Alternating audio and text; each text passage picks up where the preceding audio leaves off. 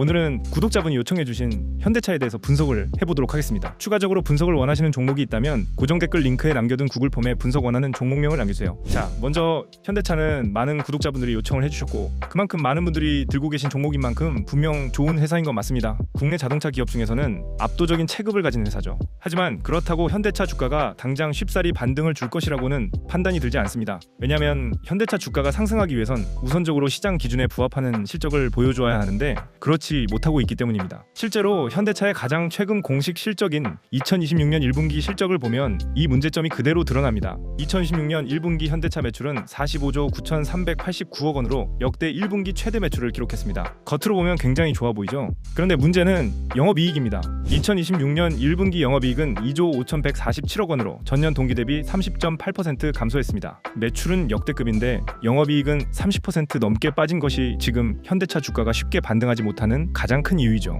영업이익이 감소한 이유는 관세 리스크와 원가 부담 때문인데요. 그렇다면 여기서 이런 생각을 할 수 있습니다. 그럼 관세 리스크나 원가 부담만 해소되면 현대차는 장기적으로 괜찮은 거 아니야? 맞습니다. 저도 그 부분은 긍정적으로 보고 있습니다. 지금 현대차의 핵심 문제는 판매 부진이 아니라 관세와 원가 부담으로 인해 수익성이 훼손되고 있다는 점 때문이라서 시간만 지나면 해결 가능한 문제이죠.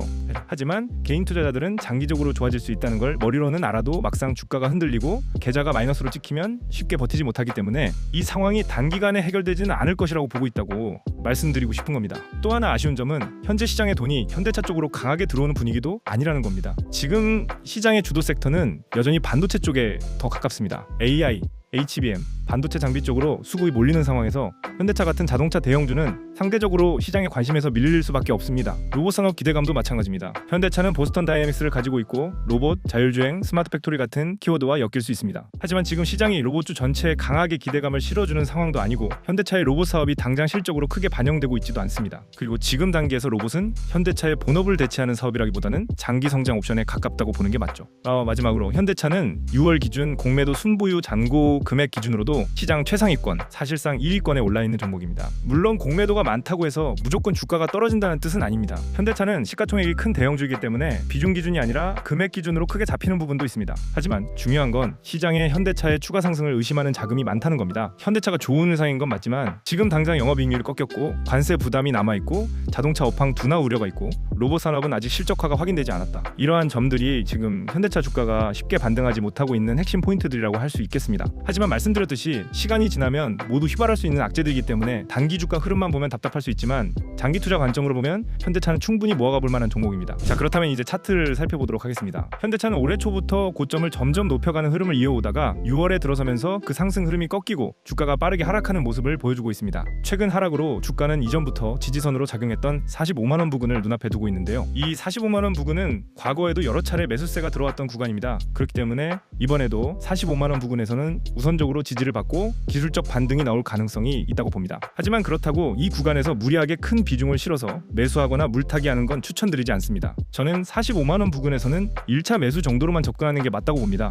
이유는 간단합니다. 지금 전체적인 시장 변동성이 너무 큽니다. 코스피가 오늘처럼 다시 한번 큰 폭으로 조정을 받는다면 45만원 지지선도 깨질 가능성을 배제할 수 없습니다. 특히 45만원 지지선이 무너지면 그 아래에서는 뚜렷하게 받쳐줄 수 있는 매물대가 없기 때문에 차라리 45만원 부근에서 1차 매수를 하고 실제로 지지를 확인한 뒤 거래량이 붙으면서 반등이 이어지고 50만원을 다시 회복하는 흐름이 나온다면 그때 추가 매수로 대응하는 전략이 더 안전하다고 봅니다. 반대로 45만원 부근에서 지지가 나오지 못하고 주가가 그대로 이탈한다면 단기 반등보다는 조정이 조금 더 길어질 가능성을 열어둬야 합니다. 그리고 말씀드렸듯이 30만원 부근까지는 지지로 작용해줄 수 있는 매물대가 뚜렷하게 보이지 않기 때문에 30만원 부근까지는 더 보수적으로 대응을 해야 합니다. 물론 이 모든 시나리오는 단기적인 트레이딩 관점으로 보고 있는 것이고 장기적으로 본다면 현대차는 천천히 분할로 모아가기 좋은 종목이라고 생각하고 있습니다. 따라서 전 단기적 트레이딩 관점으로는 목표가 65만원에서 70만원, 장기적 관점으로는 목표가 90만원에서 100만원까지 바라보고 있습니다. 증권사들이 평가하는 현대차 적정주가도 보수적으로 70만원 정도로 보고 있네요. 총 정리하자면 현대차를 장기 투자 관점으로 바라보시는 분들은 45만원 부근에서 바로 큰 비중을 담기보다는 45만원 아래 구간까지도 열어두고 천천히 긴 호흡으로 분할 매수하는 전략이 더 좋다고 봅니다. 반대로